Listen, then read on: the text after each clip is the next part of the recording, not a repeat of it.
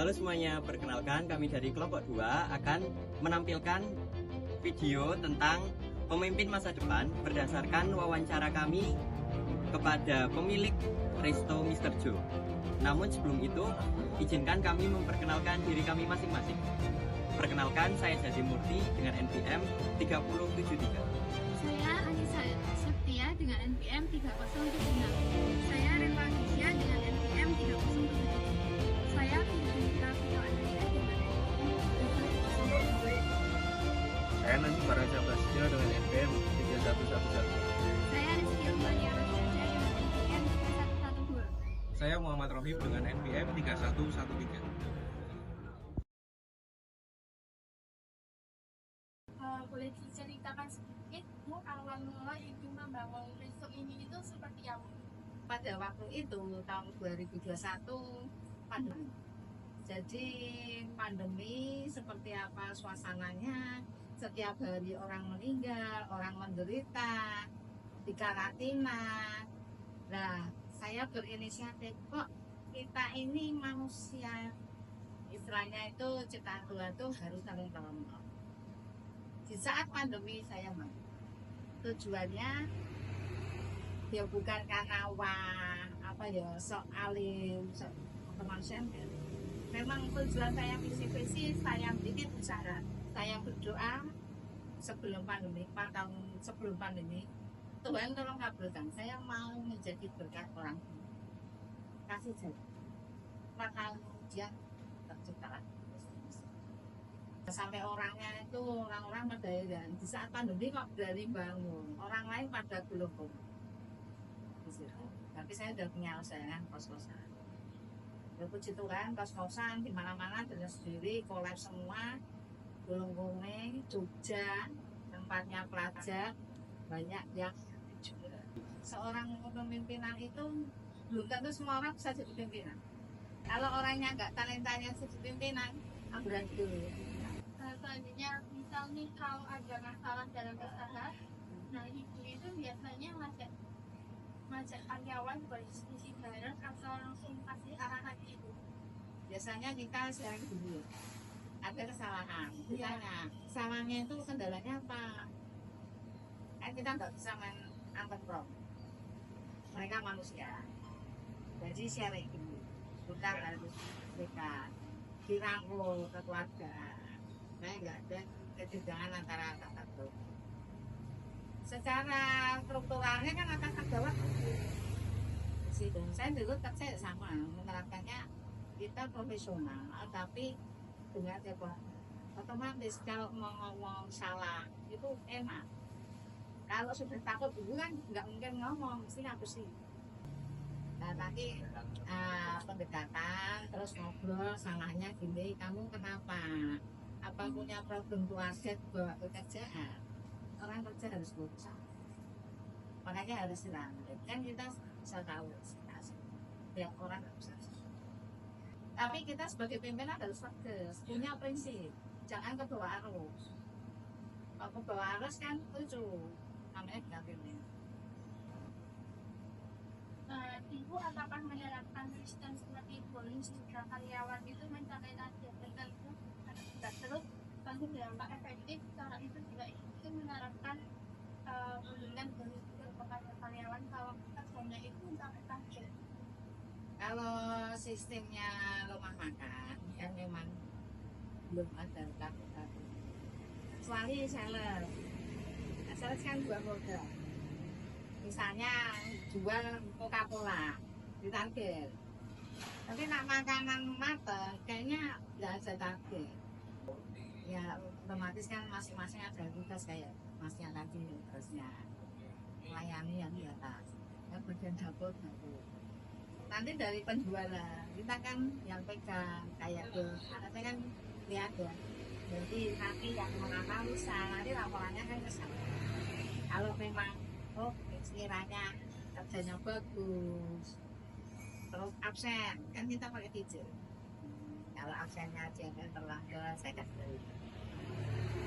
Terus nanti kalau kelihatan salesnya bagus, tentang pelayanannya, mau banyak, ya sekali-sekali biasa teknik. biar senang, ada timnya. Ini kan jadi lebih ada rasa kekeluargaan ya. Iya. Nah, selanjutnya tuh kalau ada karyawan yang salah, nah itu langsung menegur apakah perkembangan juga. Kalau kita ada kesalahan otomatis kan ya. Tapi kalau dibiarkan kesalahannya tambah dipukul kan. Jadi tanya oh kajian yang perlu apa ya berarti ya orangnya sebenarnya dari yang terbuka Gitu ya. tapi yang sudah tadi pembayaran sampaikan tadi dengar kan jadi seorang nikah harus memberi solusi jangan hanya marahin toh jangan hanya tegur tapi baiknya gimana makanya jadi pimpinan dulu saya perusahaan besar ya perusahaan nomor 1 se-Indonesia itu jadi pimpinan harus pintar. Nah, menurut Ibu, apakah gaya kepemimpinan yang keras, disiplin, dan kaku itu masih efektif buat terapi di zaman sekarang? Di combine aja di kombinasi. Nah, soalnya ya maaf ya termasuk anak saya generasi sekarang sama dulu kan beda. Iya, bisa. Lebih ulet dulu, lebih apa dulu kayak ini apa sama. Tapi maunya kan instan, kan. Tapi boleh pakai untuk kombinasi yang ringan. Jadi lama itu bukan berarti nggak laku lagi lah bosannya perilakunya, tapi ada hal-hal kan orang dulu kan disebut. Iya. Kalau yang sekarang kan karena teknologi aja yang lebih maju. Nah, seberapa penting sih menurut Ibu jadi pemimpin yang disukai dan dihormati oleh karyawan? Ya pimpinan tuh kan ada yang buka kok. Itu menurut aku. Kan gak enak. Enak yang merangkul. Orang itu paling enak tuh bukan dihormati karena takut, tapi kajeni. Orang pimpinan tuh gaya sekarang beda juga. Tapi yang sukai biasanya ya rasa kekeluargaan, rasa merangkul, keterbukaan, aja sistem berkuasa. Tapi profesional, role-nya tuh nggak boleh akurat. Ya, di tengah pesatnya perubahan dunia bisnis, muncul tantangan baru bagi para pemimpin masa depan. Bagaimana cara memimpin dengan hati namun tetap tegas dan efisien? Ya, kisah pemimpin Resto Mr. Joe ini akan memberikan kita gambaran nyata tentang cara memimpin kepemimpinan masa depan. Di tengah pesatnya perubahan dunia bisnis saat ini, muncullah tantangan baru bagi para pemimpin masa depan. Bagaimana seorang pemimpin memimpin dengan hati namun tetap tegas dan efisien? Kisah pemilik Resto Mr. Joe di Magelang memberikan gambaran nyata tentang kepemimpinan masa depan. Gaya kepemimpinannya menggabungkan antara delegasi, komunikasi terbuka, dan kinerja tim.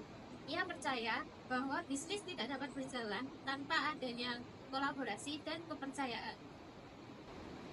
Saat terjadi masalah pada usahanya dan beliau mengadakan rapat dengan para karyawannya, beliau akan mendengarkan, berdiskusi, dan mencari solusi bersama. Ini adalah bentuk kepemimpinan partisipatif yang sangat relevan di masa kini dan masa yang akan datang. Sebagai seorang pemimpin, ia tidak memberikan target yang kaku, tetapi memotivasi lewat sebuah penghargaan yang berupa piknik, liburan, dan juga suasana kerja yang hangat. Metode ini membangun loyalitas dan menciptakan semangat kerja yang luar biasa. Disukai dan dihormati merupakan dua hal yang menjadi prinsipnya dalam memimpin. Ia mengenali karyawan secara pribadi, memberikan ruang untuk berkembang dan tetap profesional. Kedepan, ia akan terus berinovasi, menjaga komunikasi, dan meningkatkan kinerjanya. Kepemimpinan masa depan bukan hanya soal strategi, tetapi juga tentang hubungan manusia yang kuat dan mulus.